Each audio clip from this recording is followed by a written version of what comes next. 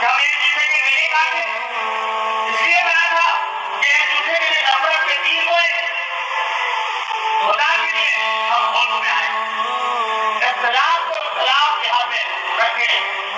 آپ کو چاہے آپ کا جو کیا بھی نہ رہا ہو، لیکن ایک دوسرے کا گلے کاٹنا، ایک دوسرے کے اوپر حملہ آور ہونا، ایک دوسرے کے اوپر جھوٹے الزامات لگانا اور ملت کو، امت کو تقسیم کرنا کہ یہ ایک پارٹی اور دوسری پارٹی ہے، اور یہ مسلمان ہے کہ غیر مسلم ہے، یہ یہاں ہے یہ باطل ہے. خدا کے لیے ووٹ کا نام لیں، اعتدال کو، سنجیدگی کو، متانت کو، سمجھ بوجھ کو اختیار کریں اور جذباتیت کو کا خاتمہ کریں. ٹھنڈے دلوں دماغ سے سوچیں، ٹھنڈے دلوں دماغ سے فیصلے کریں. لیکن لڑائیاں، ایک دوسرے پر حملے، ایک دوسرے کے اوپر دشنام خرابی، گالی گلوچ، یہ نہ کسی مسلمان کا سیوا ہوتا ہے نہ کسی شریف انسان کا سیوا.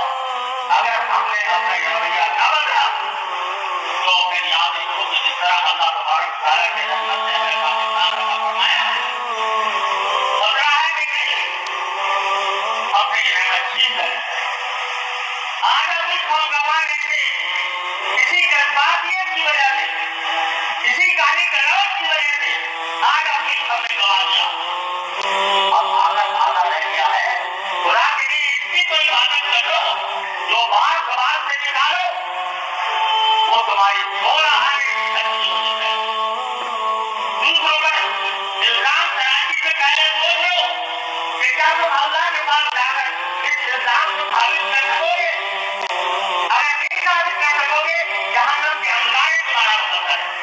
تو زبان کو قابو میں لاؤ، اپنی سوچ کو قابو میں لاؤ، اپنی فکر کو قابو میں لاؤ، اعتدال پیدا کرو، سنجیدگی پیدا کرو، ایک دوسرے کی بات ٹھنڈے دل سے سمجھنے کا حوصلہ پیدا کرو.